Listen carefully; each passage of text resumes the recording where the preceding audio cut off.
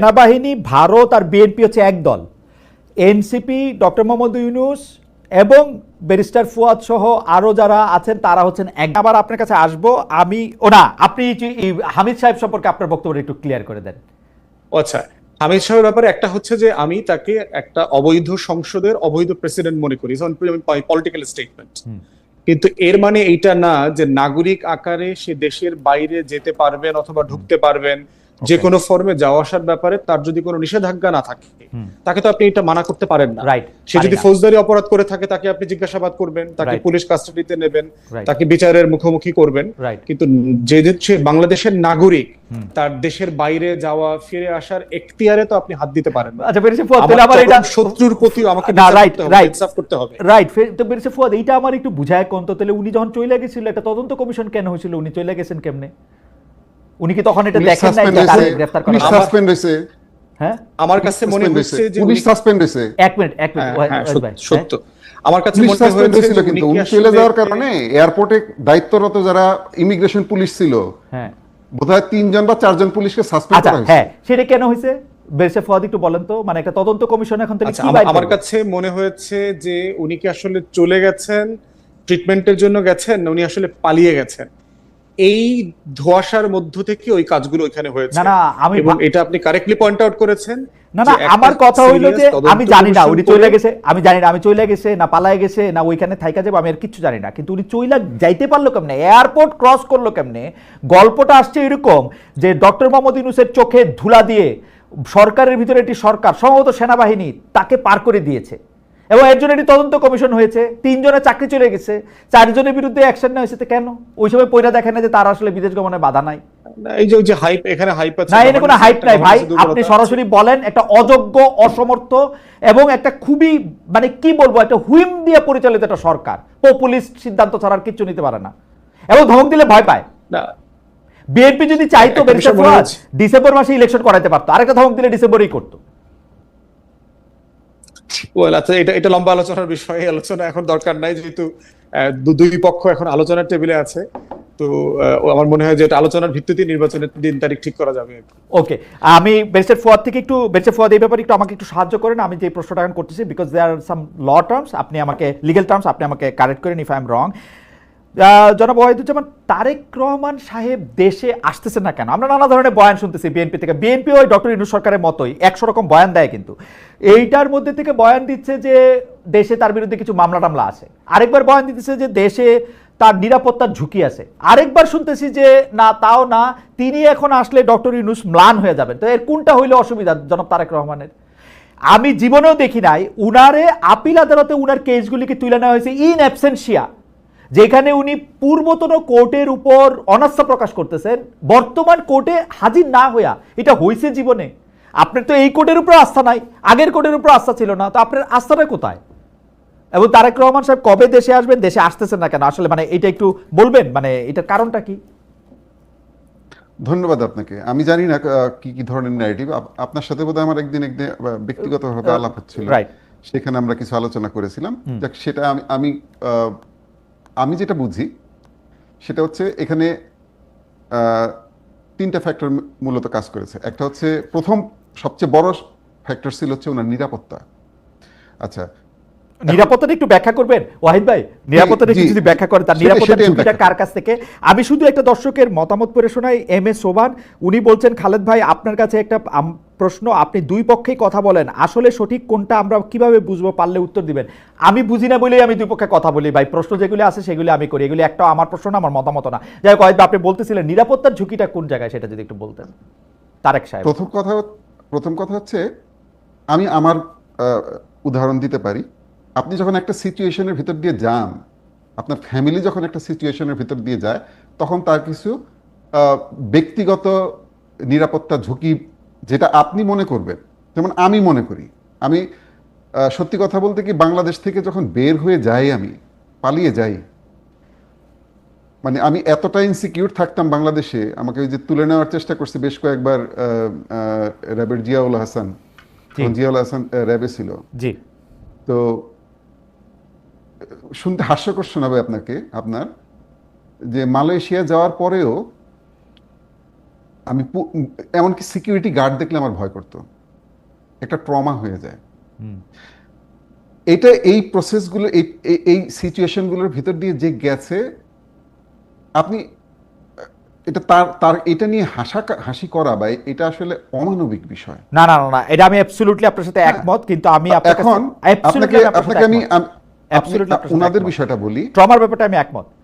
হ্যাঁ, দেশনেত্রী বেগম খালেদা জিয়া ওনার লাইফে অনেকগুলো ফেজের ভিতর দিয়ে গেছেন, খুব ভয়ঙ্কর ভয়ঙ্কর ফেজ। যেমন উনি যখন জনাব তারেক রহমানকে নিয়ে প্রেগনেন্ট, সেই সময় পাক ভারত যুদ্ধ শুরু হলে উনি বাংলাদেশে ওনাকে পাঠিয়ে দিলেন প্রেসিডেন্ট সাহেব, এবং উনি যুদ্ধে চলে গেলেন। উনি জানতেন না যে ফেরত আসবেন কিনা।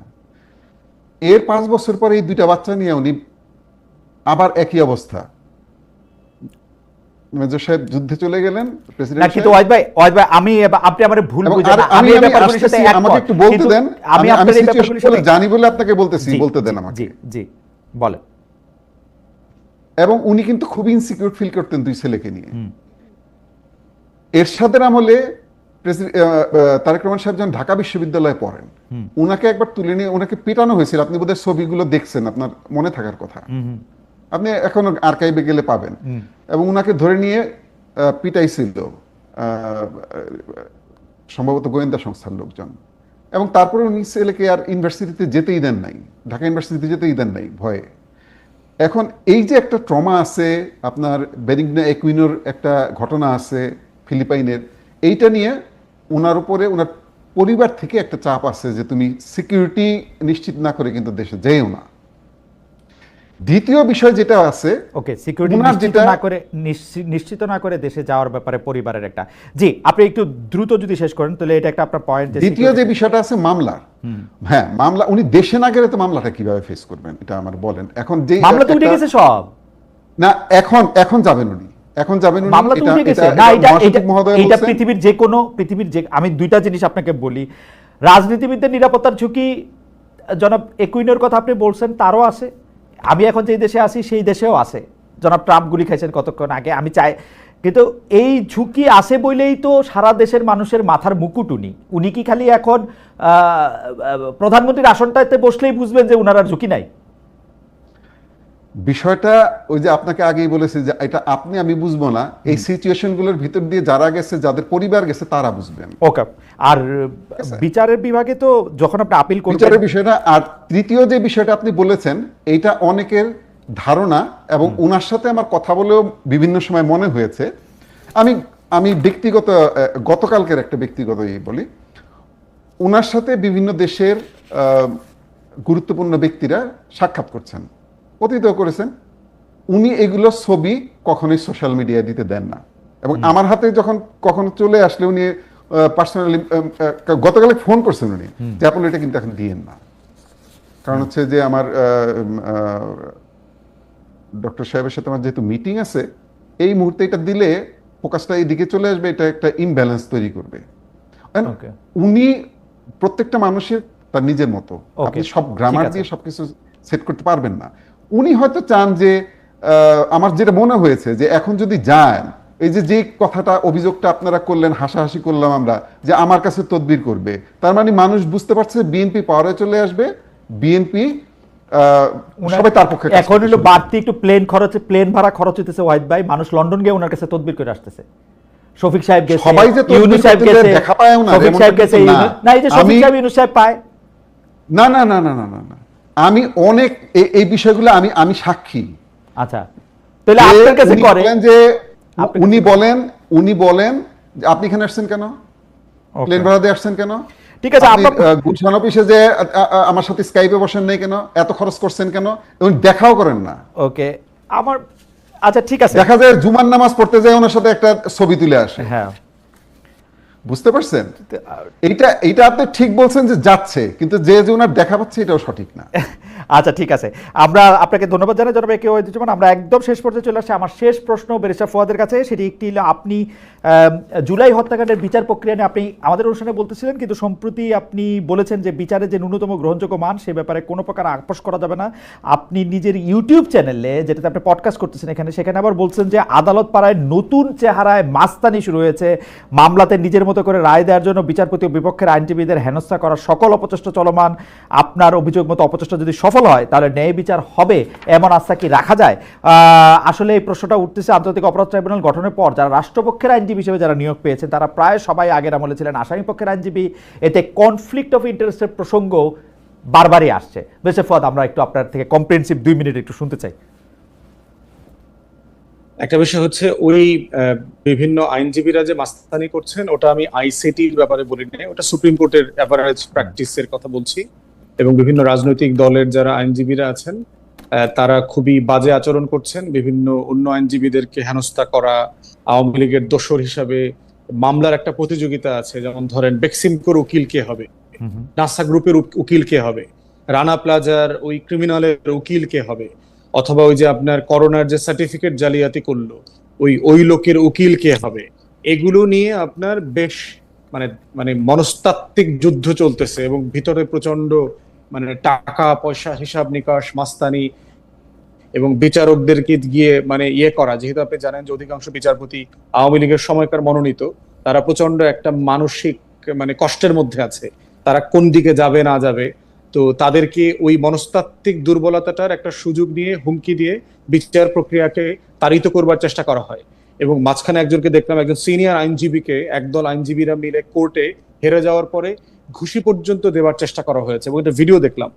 এগুলো তো খুব দুঃখজনক। মানে গণ অভ্যুত্থানের পরের যদি এই খাইসলত গুলো আমাদের না বদলায় তাহলে ঠিক মজলুমের জালেম হয়ে ওঠার যে ইতিহাস আমরা জানি এবং একই প্রসেসে তার যে পতন হয় সেই প্রক্রিয়ার মধ্য দিয়ে যাবার আশঙ্কা আমি করছি।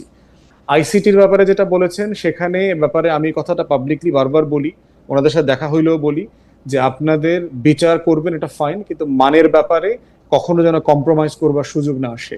কারণ মনুষ্যত্ব সেখানেই প্রমাণিত হয় যে আপনার শত্রুর সাথে আপনি কতটুকু ইনসাফ করতে পারেন, ওটাই হলো মনুষ্যত্বের স্ট্যান্ডার্ড।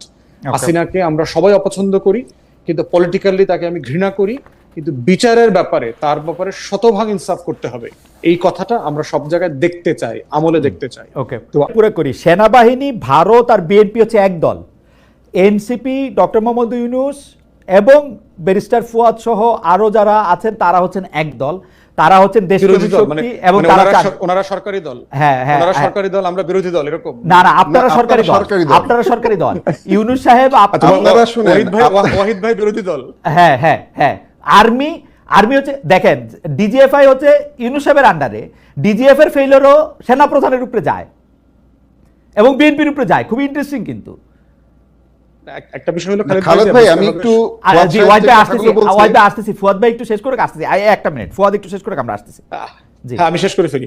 একটা বিষয় হচ্ছে যে মানে রাষ্ট্র কোন জায়গা থেকে গণ অভ্যুত্থান পরবর্তীতে আপনার দায়িত্ব দিয়েছে এই সরকারকে, এটা কিন্তু একটা রেগুলার 90 দিনের একটা কেয়ারটেকার গভর্নমেন্ট না। Every institutions of the country have been broken into pieces. কোনো মানে ফাংশনাল প্রফেশনালিজম আমার রাষ্ট্রের কোনো জায়গাতে নাই। সিভিল ব্যুরোক্রেসি বলেন, মিলিটারি ব্যুরোক্রেসি বলেন, সচিবালয় বলেন, এভরি ইনস্টিটিউশনস সিম্পলি একটা সিন্ডিকেটেড ক্রিমিনাল গ্যাংয়ে পরিণত হয়েছে প্রত্যেকটা প্রতিষ্ঠান। আমাদের পুলিশ বাহিনী বলেন, ল এনফোর্সমেন্ট এজেন্সিজ বলেন, ইন্টেলিজেন্স এজেন্সি বলেন, প্রত্যেকটা জায়গায়। তো সেই রকম একটা জায়গায় আপনার আচরণ প্রত্যেক জায়গায় আপনি প্রফেশনাল করতে পারবেন, বাস্তবতা তা না। ভিতরের খবর আপনিও জানেন, ওয়াহিদ ভাইও জানে, আমরাও জানি। আন্তরিকতা থাকার পরেও সিম্পলি কোনো ফাংশনাল ডিসকোর্স রেজাল্ট নিয়ে আসতে তারা পারছে না। দিনের ব্যাপারে যেটা হয়েছে যে আমি একটা ইন্টারভিউতে কদিন আগে বললাম যে ভারতীয় গণমাধ্যমে বলা হচ্ছে নির্বাচিত সরকার না আসা পর্যন্ত কোনো স্থিতিশীলতা আসবে না। আমার বক্তব্যটা ভারতীয় গণমাধ্যম বলেছে, এই অংশটা কেটে দিয়ে বললেন যে ব্যারিস্টার ফুয়াদও এখন বিশ্বাস করেন যে নির্বাচিত সরকার ছাড়া দেশ স্থিতিশীল হবে না। ক্যান্টনমেন্টের বক্তব্য, বিভিন্ন বক্তব্য এরকম আসছে। ঐক্যমতের ব্যাপারে আমি বলেছি, আমরা প্রথম দল, রাজনৈতিক দল যারা আগস্ট মাসে প্রফেসর ইউনূসকে লিখিত দিয়ে এসেছি যে 18 মাস থেকে 24 মাসের ভিতরে নির্বাচন করতে হবে কোনোভাবে, এর বাইরে গেলে আপনি সিচুয়েশন নিয়ন্ত্রণ করতে পারবেন না। প্রথম রাজনৈতিক দল হিসেবে আমরা লিখিত প্রস্তাব দিয়েছি। ঠিক আছে, আমরা একটু ধন্যবাদ বেশা ফুয়াদ। আমরা একটু জনাব কে ওয়াহিদুজ্জামানের কাছে যাই। জনাব কে ওয়াহিদুজ্জামান, অনেকগুলি কথা আপনার জমে আছে, আপনি যদি একটু সংক্ষেপে শেষ করেন, আমাদের কিছু মানে একটা অরিজিনাল প্রশ্নও আছে। প্রথম কথাটা হচ্ছে আওয়ামী লীগ নিষিদ্ধ করার বিষয়টা। দেখেন, ব্যারিস্টার ফুয়াদ এখানে আছেন, ওনার প্রতি সম্মান জানিয়ে বলছি, গত আওয়ামী লীগ আমলে যে পরিমাণ রিপ্রেশন বিএনপির উপর দিয়ে হয়েছে, বিএনপি তো ভিকটিম, বিএনপি কেন আওয়ামী লীগের বিচার চাবে না? এই যে একটা টাকা ক্যাম্পেইন খায়, চালানো টাকা হয়েছে, খায় যাবে না? হ্যাঁ। আওয়ামী লীগ যে টাকাগুলি মেরেছে সে টাকাগুলি খাবে বসে বসে এখন। এখন হ্যাঁ, এখন না, সেটা তো আমরা দেখতে পাচ্ছি কারা খাচ্ছে, সেটা আসবো আমি। কারা খাচ্ছে? এখন বিষয়টা হচ্ছে বিএনপি কি চায়। উনি একজন আইনজীবী মানুষ, উনি তো আমার চেয়ে এটা ভালো জানেন। বিএনপি চেয়েছে বারবারই যে আইনের মাধ্যমে করতে হবে। ইনফ্যাক্ট গত ডিসেম্বরে এই ধরনের একটা প্রস্তাব গিয়েছিল, আইন মন্ত্রণালয় থেকে গিয়েছিল, উপদেষ্টা পরিষদে সেটা নাল এন্ড ভয়েড করে দিয়েছে। ওনারা দুইজন উপদেষ্টা নাকি প্রচন্ড বিরোধিতা করেছেন যে না, এটা করা যাবে না। তো আইনের মাধ্যমে আপনি বিচার না করে কি আপনি কি একজন ডেপুটি সেক্রেটারিকে দিয়ে সিগনেচার করে একটা দলকে নিষিদ্ধ করবেন? এটা খালেদ মহিউদ্দিন ভাই, আপনিও সরকারি চাকরি করছেন, আমিও করছি, আমরা বুঝি। না, এটা তো একটা প্রতীকী ব্যাপার ওয়াহিদ ভাই, এটা একটা প্রতীকী ব্যাপার। এই আমি যদি এখন নির্বাহী আদেশ দিয়ে নিষিদ্ধ করে রাখতে পারি, আমি নির্বাহী আদেশ দিয়ে নিষিদ্ধ করে রাখবো। আইনের ব্যাপারটা যদি আমার আরো বেশি আমাকে আইনি সংকটের মধ্যে ফেলে, অনেকগুলি হিয়ারিং আমার করতে হয়, আমি ওটা করবো না। না না না, আপনি দুইটাই। আপনার প্রথম কথা হচ্ছে আপনি তো আইন করবেন আগে, তারপরে তো ওই আইন দেখায় তো তারপরে আপনি নির্বাহী আদেশ দিবেন। আপনার এই আইসিটির আইনের ভিতরে তো ওইটার মধ্যে আনতে হবে, তারপরে তো আপনি ওটার নির্বাহী আদেশ দিবেন ওটার ভিত্তিতে যে বিচার প্রক্রিয়া চলমান, সুতরাং কর্মকাণ্ড স্থগিত। সরকারি কর্মকর্তা কিন্তু আপনিও ছিলেন, আপনি জানেন। না, আমি দ্বিতীয় বিষয়টা হচ্ছে, বলেন। আমি অল্প দিন ছিলাম ভাই, আমি অত জানি না। না শোনেন ভাই, ওই ট্রেনিং এর ভিতর দিয়ে যারা গেছে তারা এগুলো বোঝে। দ্বিতীয় কথা হচ্ছে যে আপনি যখন একজন সরকারি কর্মকর্তাকে কনফিডেন্সে নেবেন না, তাদেরকে বারবার হেয় করতে থাকবেন, আপনি তাদের কাছ থেকে কিন্তু সহযোগিতা আশা করতে পারবেন না। এটা সরকারি কর্মকর্তা না, যে কোনো ব্যক্তির কাছ থেকেই। দেখেন, কম্পিটিটিভ পরীক্ষা দিয়ে দেশের সবচেয়ে মেধাবী মাথাগুলো সরকারি চাকরি করতে যায়। ওয়াহিদ ভাই, আপনার অনুমতি নিয়ে কথা কই, ওয়াহিদ ভাই একটা অনুমতি নিয়ে কথা কই, এইটা মোটামুটি আমরা সবাই জানি। কিন্তু আমি এখন কি করবো? আমি এখন সরকার, আমি এখন দেখতেছি সব জায়গায় বিএনপির আর সিকি জায়গায় জামাতের লোক বসে রয়েছে, তারা পরিচয় দেয় ভাই ভাই আমি বিএনপির সৈনিক, আমি ওয়াহিদ ভাইয়ের লোকে কাম করছি। আমি করবো কি? আমি ওর দিয়ে তার কাজ করতে পারি না তো। ফ্যাক্ট, আপনি বিএনপির আওয়াজের চোটে, আওয়াজের চোটে যুগ্ম সচিব থেকে সচিব পর্যন্ত বিএনপি জামাতের আওয়াজের চোটে এখন তো টিকাই যায় না। আপনি সত্যি, আমি আপনাকে কইলাম এই অনুষ্ঠান শেষ করে আপনার কাছে 3টা তদবির করবো আমার 3 বন্ধুর, যে তার বিপদে আছে সে। না, বিষয়টা হচ্ছে যে সবাই কিন্তু ক্ষমতায় আসার সম্ভাবনা আছে। ওয়াহিদ ভাই বুঝছেন, সরকারি দলকে যে আপনারা যে বললেন আপনি বিরোধী দল, এই যে খালিদ ভাই কার কাছে তদবির করবে বুঝতে পারছেন? না, আমার কাছে কিন্তু তদবির করবে না। যত সুন্দর শোনাচ্ছে, বিষয়টা তো সুন্দর না। আচ্ছা জি, ওয়াহিদ ভাই হচ্ছে যে ওই যে যেহেতু আমিও সরকারি চাকরি করে আসছি, উনিও করে আসছেন, সরকারি চাকরিজীবীদের মানে দুঃখটাও আমরা বুঝি। যে ছাত্র উপদেষ্টা বসায় দেওয়া আছে প্রত্যেকটা মন্ত্রণালয়ে, প্রত্যেকটা ডিসি অফিসে, মানে সব জায়গায়, এবং এরা যে এই ধরনের তদবির নিয়ে যাচ্ছে, এগুলি তো আরো ভয়ঙ্কর।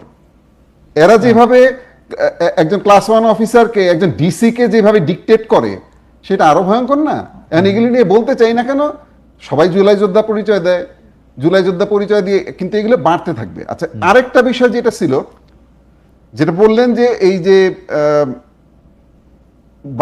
বার্মা অ্যাক্টের মাধ্যমে কিছু ঘটনা ঘটেছে, এইটা রাষ্ট্রীয় গোপন, এইটা ইত্যাদি ইত্যাদি। ভাইরে, এইটা যদি গোপন সিদ্ধান্তই হবে, তাহলে সবার আগে আপনার উপদেষ্টাকে এই বিষয়ে বোঝাইতে হবে কোন জিনিসটা কোথায় বলতে হয়। আমি সোশ্যাল মিডিয়ায় আমার ফেসবুকে যেটা লিখবো সেটা আমি খালেদ মহিউদ্দিন ভাইয়ের টকশোতে এসে বলবো না।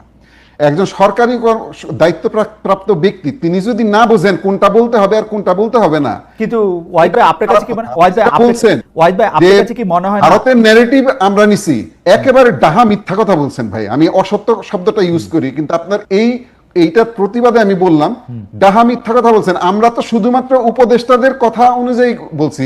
জাতীয় নিরাপত্তা উপদেষ্টা একজন, একজন পররাষ্ট্র উপদেষ্টা, দুইজন যখন একই কথা বলতেছে, আমরা তো এটা বলবো না। কিন্তু ওয়াহিদ ভাই আসেন আমরা একটা সিনারিও কল্পনা করি। কেন ভারতীয় নেগেটিভটার প্রসঙ্গ আসতেছে, আমরা একটা সিনারিও কল্পনা করি। সিনারিওটা হচ্ছে, ধরেন পররাষ্ট্র উপদেষ্টা বলছে যে এখানে একটা মানবিক করিডোর দেওয়া হবে, ধরেন নিরাপত্তা উপদেষ্টা বলছে এখানে একটা ত্রাণ করিডোর দেওয়া হবে, এবং এটা একটা প্যাসেজ দেওয়া হবে, যে প্যাসেজে আসলে ওইখানে আটকে থাকা লোকজনের জন্য কিছু খাবার এখান দিয়ে যাবে। এই খাবার গেলে এটা গাজা হয়ে যাবে, এটা ইউক্রেন হয়ে যাবে, এই আলাপগুলি এই বাংলাদেশের আর কোনো কিছু থাকবে না, ডক্টর ইউনূস সাহেব এটা বিক্রি করে দিচ্ছে ইয়ার কাছে, তার ফলে এটা হচ্ছে, এই আলাপগুলি কে করছে বলেন ভাই? আপনি যদি ওইখানে একটা এই জিনিস দেন, এবং ওয়াহিদ ভাই আমি আপনাকে যাই না বলতেছি, এই জিনিস অলরেডি দেয়া আছে 2022 সালের পর থেকে, এটা চলতেছে, কিন্তু খোঁজ নিয়ে দেখ। এক্স্যাক্টলি, অবৈধভাবে চলছে। প্রশ্নটা হচ্ছে, যখন আপনি কোভার্টলি কোনো অপারেশন করেন সেটা নিয়ে আপনি ওপেনলি কথা বলবেন না। বিএনপি আসলে প্রাণপণে চাচ্ছে যাতে আওয়ামী লীগও থাকে এর মধ্যে থেকে কোনো না কোনোভাবে, কোনো না কোনো ফরম্যাটে। এইটার সম্পর্কে যদি একটু বলতেন, যে মানে আপনারা আওয়ামী লীগকে আসলে কি দেখেন বা আওয়ামী লীগকে কি চান? আওয়ামী লীগের একটা বিচার আমরা চাই। আমরা বিচারের মাধ্যমে আওয়ামী লীগের যে রাজনৈতিক দল হিসেবে এবং যারা এই ঘটনাগুলোর সাথে জড়িত ছিল তাদের শাস্তি হোক, আমরা এটা চাই। ওকে, এই ঘটনাগুলির সাথে যারা জড়িত ছিল তাদের শাস্তি চাচ্ছেন জনাব এ কে এম ওয়াহিদুজ্জামান। আমি একটু ব্যারিস্টার আসাদুজ্জামান ফুয়াদকে দেখতেছি। ব্যারিস্টার আসাদুজ্জামান ফুয়াদ, যে আমাকে একজন বলতেছে যে আমি প্রশ্ন একটু লম্বা করে করতেছি, সেজন্য ক্ষমা প্রার্থী, কিন্তু আপনারা আসলে আওয়ামী লীগের কি চান? মানে ব্যাপারটাকে একটা আওয়ামী লীগ একটা হুটু টুটসি এরকম একটা হয়ে থাক, যে ওরা মানে দে আর অলওয়েজ আদার, এরকম একটা হয়ে থাকুক, এটা চাইতেছেন, নাকি আসলে কোনটা আপনাদের চাওয়া? এবং যেটা আপনার, সেটা কথার প্রসঙ্গে কথা আসা। আরেকটা কথা হচ্ছে, বরিশাল প্রেস ক্লাবে একটা সংবাদ সম্মেলনে গতকাল আপনি বলেছিলেন যে সাবেক রাষ্ট্রপতি আব্দুল হামিদের বিদেশ যাওয়া আসার বিষয়টি নিয়ে, মানে তার বিদেশ যাওয়া আসা যাওয়ার কোনো বিধিনিষেধ নেই আপনি বলছেন, তাহলে কেন তাকে বিদেশ যেতে বাধা দেওয়া হবে? এই প্রসঙ্গেও আপনি যদি একটু বলতেন। বেস্ট ফুয়াদ। আওয়ামী লীগ প্রশ্নে আমি আপনার এবং ওয়াহিদ ভাইয়ের সাথে একমত ইন প্রিন্সিপল, যে এইটা এক্সিকিউটিভ ডিসিশন দ্বারা অ্যাড্রেস করা উচিত না। এবং আমি আপনার সেপ্টেম্বর মাস থেকে আওয়ামী লীগ কোশ্চেন অন্তর্বর্তীকালীন সরকার কিভাবে ডিল করা উচিত তার একটা পুরো মানে প্রোটোকল আমি বলেছি পাবলিকলি, বহুবার বলেছি, বহুবার। এবং আমি এটা প্রস্তাব করেছিলাম যে আমেরিকার কংগ্রেশনাল হিয়ারিং মডেলে এটার একটা গণশুনানি হওয়া দরকার, যেখানে বাংলাদেশের যে কোনো নাগরিক রেজিস্ট্রেশন করে লিখিত অথবা অনলাইনে অথবা সশরীরে মতামত দিতে পারবে। এবং এই গণতদন্ত কমিশনটা আপনার আমাদের সংসদ ভবনের যে কোনো একটা বড় হলে হতে পারে, এবং এটা লাইভ ব্রডকাস্ট হবে, যেটা সিনেট হিয়ারিং এর মতো, কংগ্রেশনাল হিয়ারিং এর মতো হয়। আমাদের বিটিভি সংসদ এটা লাইভ ব্রডকাস্ট করবে। সেখানে আমাদের যারা অংশীজন আছে, রাজনৈতিক দল, শহীদ পরিবার, আহত পরিবার, এবং এভরিবডি, মানবাধিকার কর্মী যারা ছিলেন, লয়াররা ছিলেন, দেশি বিদেশি সাংবাদিকরা ছিলেন, সবাই মতামত দেখ।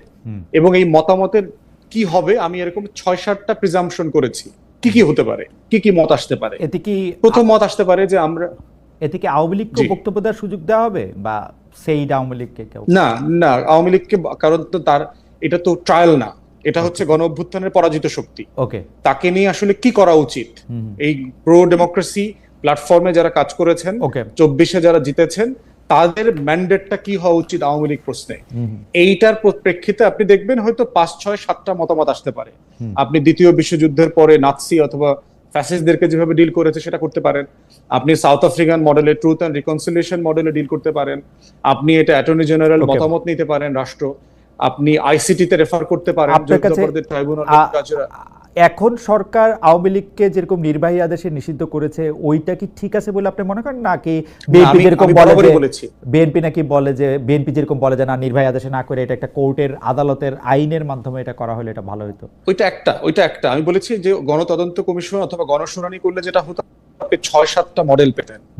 এরপরে যেটা হতো, এই মডেলগুলোকে দিয়ে আপনি রেফারেন্ডামে দিয়ে দিতেন জনগণের কাছে যে আমরা আওয়ামী লীগের প্রশ্নে এই 7টা মতামত পেয়েছি, আপনি কোনটার সাথে একমত, অথবা আপনার ভিন্ন মতের জায়গাটা কোথাও সেটাও বলেন। তাহলে যেটা হইতো যে এত বড় একটা সিদ্ধান্ত নেওয়ার ক্ষেত্রে জাতীয় ঐক্যমত প্রতিষ্ঠার জায়গাটা আমরা করতে পারতাম, এবং সেখানে জুডিশিয়াল ওভারসাইট থাকতো, পাবলিকের ম্যান্ডেট থাকতো। সিম্পলি যেই প্রসেসে আপনাকে এই মানে কয়েকটা মিছিল মিটিং করে যেভাবে ছাত্রলীগকে নিষিদ্ধ করা হয়েছে, এই প্রসেসগুলো ওয়ার্ক করে না। এবং এমন একটা আইন দিয়ে করা হয়েছে যেটা দিয়ে জামাতকে নিষিদ্ধ করা হয়েছিল গত সরকারের শেষ দিকে, ওয়ার্ক করে নাই, ফাংশনাল হয় নাই। কারণ গণ অভ্যুত্থানের একটা বড় ঘটনা। সরকার তাহলে এই পথে কেন হাঁটলো? আমার কাছে মনে হয়েছে একটা জিনিস, আপনি এক জায়গায় দুষ্টামি করে বলেছেন যে আমি তো রাজনীতি করি নাই ভাই, আমি তো সাদামাঠা ভাবে যা বুঝি তাই করি, জনগণ আমাদেরকে 5 বছর দেখতে চায়। একজন উপদেষ্টা বলছে না, আমি বাজারে গেছিলাম, সবাই বলছে স্যার 5 বছর থাকেন। এখন এই ধরনের নাইভিটি আছে এই সরকারের উপদেষ্টাদের মধ্যে, এস্টাবলিশমেন্টের মধ্যে, এবং তারা খুব ক্রিটিক্যালি দেখে না, একটা রাজনৈতিক দল সিচুয়েশন গুলোকে অত ক্রিটিক্যালি দেখে। এইটা তাদের একটা ল্যাকিংস। দ্বিতীয়ত যেটা মনে হয়েছে সেটা হচ্ছে তার সময়ের এবং কাজের প্রায়োরিটির একটা জায়গা আছে। তারা বোধ করছে যে এত বড় কাজগুলোকে নিলে আমরা যে কাজগুলো করে ইলেকশন এক্সিটের দিকে যেতে চাই সেটা আসলে আমরা শেষ করতে পারবো না। এই দুইটা জায়গাতে মনে হয়েছে যে আমাদের মানে ওনারা আটকে গেছেন। ওকে, তৃতীয়ত হচ্ছে ওয়াহিদ ভাই একটা জিনিস রেফার করছিলেন যে চিটাগং পোর্টের একটা টার্মিনাল একটা কোম্পানিকে দেয়া অথবা হিউম্যানিটেরিয়ান করিডোরের কনভারসেশন করবার একটি ম্যান্ডেট আছে কিনা। আমার আছে, আমি এটা মনে করি আছে।